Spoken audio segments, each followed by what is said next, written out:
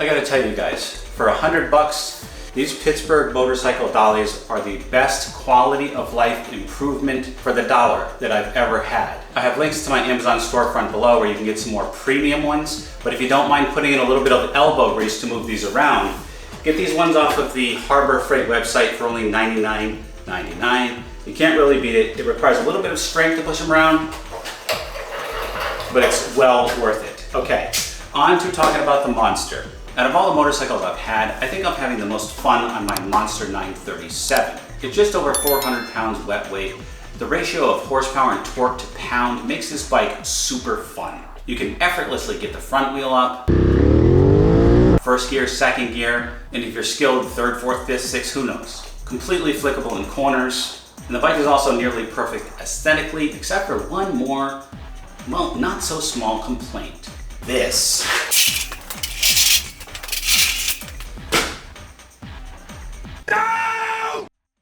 No. You gotta go. Enter the New Rage Cycles Tail Tidy kit that we're gonna be installing and reviewing today. Let's dive right in.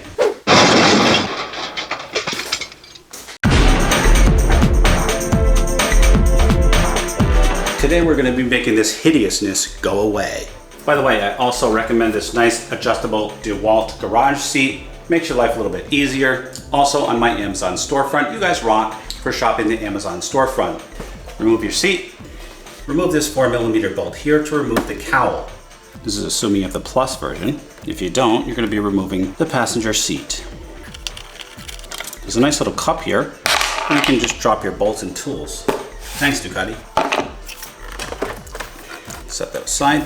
All right, if you have upgraded your suspension with Öhlins like I did, you got to remove this canister first. That's done with your 4mm. Okay, I'm going to switch to my Bond ST handle with ball head, which is another set I have. It's a little bit tough to get in here. I cannot tell you how much I love these Bond ST handles. Got the standard, got the metric, got the star, got the ball heads. Love them. Okay, you're gonna remove these 4mm bolts here, here, here, and here.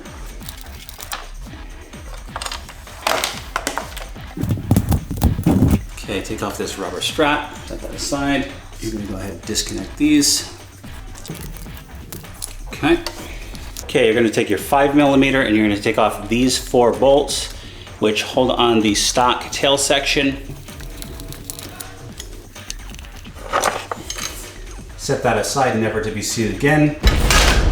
Oh, this already looks better. I'm tempted to leave it like this and just put my license plate in my pocket. I wish we lived in a world where we didn't need registration and license plates. And on that note, this is a good place for some words of wisdom.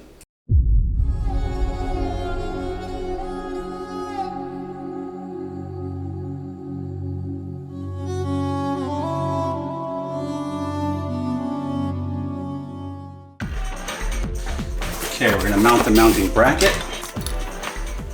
Pretty simple kit. All right, their instructions are not the best, far from it. So I'm gonna show you guys step by step exactly what to do here. It's a little bit awkward. Okay, so you're gonna take this rubber grommet out here. All right, so first you're gonna mount the license plate bracket to the Fender Eliminator bracket. Okay, I'm just holding the back of the nut with the needle nose pliers. All right, so what the directions don't tell you is that you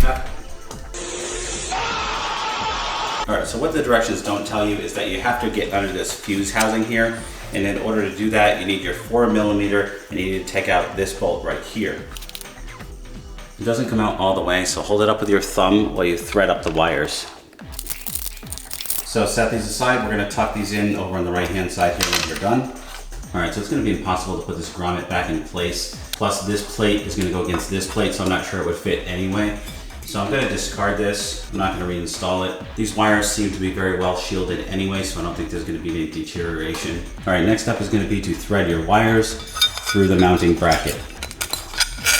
So I'm wiring the license plate light through this area here, like this.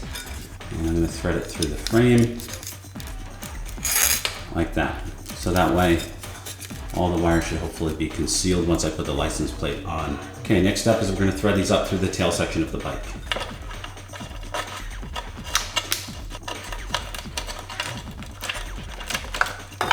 Go up, Okay, with one hand you're going to pull these wires up, and with the other hand you're going to hold the assembly flat to the underside of the bike, like that. Now what I'm going to do is I'm going to go ahead and just put one screw in to the plate assembly to hold it in place. I'm going to use the included black ones because they look better. This is the 4mm, and I'm just going to make that nice and snug, not too tight. Let's work on the wires. Make sure that you slide all the wires into this channel back here so that this fuse assembly can be flush with the bike. Once the wires are in that channel, I'm just going to reattach the bolt to the fuse assembly. Okay, let's connect the wires. Make sure you push from the back of the plug so you don't pinch your finger when that snaps into place. All right, now it's just a matter of wire management. There's a nice open space over here on the right-hand side, so we'll just bundle these up with a tie wrap and stuff them over there. Okay, these two are going to be a little bit more difficult to get in. So I'm wondering if these guys at New Rage Cycles have actually ever installed one of these, because these instructions are just, could be a lot better, okay?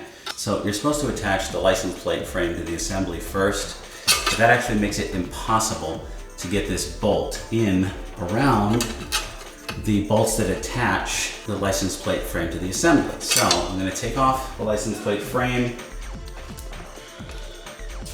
All right, so reattaching the plate by holding the bolt with a pair of needle nose pliers. All right guys, I usually only like to give good product reviews, but this New Rage Cycles tail tidy kit is just not, it's like they didn't even test it for the Monster 937. It doesn't, a lot of things don't fit. This undertail guard here is impossible to refit because of those two bolts right there. Those two bolts that hold the license plate bracket in are making it impossible for this undertail section to completely slide back up. So it's not going to go back on unless you like force the plastic and warp the plastic. And so I'm going to take it off. I don't want to modify this because in terms of fit and finish and quality, I just don't think the quality is here.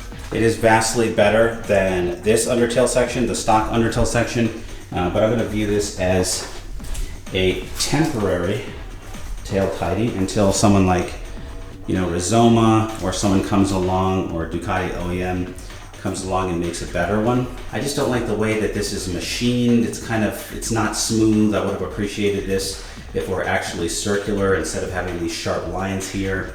It kind of just looks like someone, you know, a skilled high school kid in shop made this, but that's not really what I want to put on my bike. So a lot of frustrations, extremely poor installation instructions, a lot of things left out, a lot of pictures left out, a lot of things left to the imagination.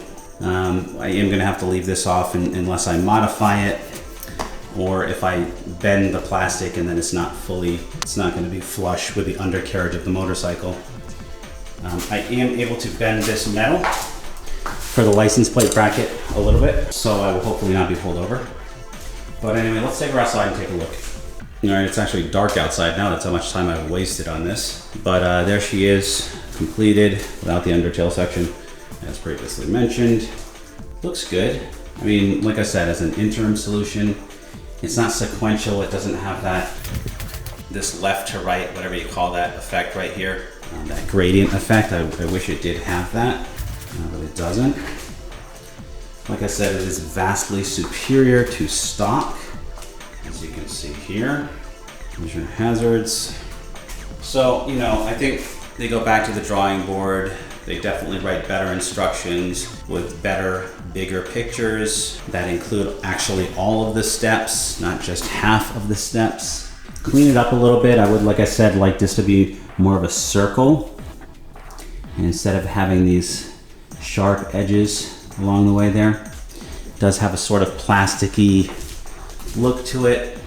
I would recommend this, again, if you are okay with using $175 for an interim solution, you know, something that's going to hold you over until we get a higher quality solution, then I would recommend this. I would buy it again, but I am very frustrated that this is going to need to be modified to make it fit Overall, something to think hard about before you make a purchase, but it is a million times better than stock, for sure.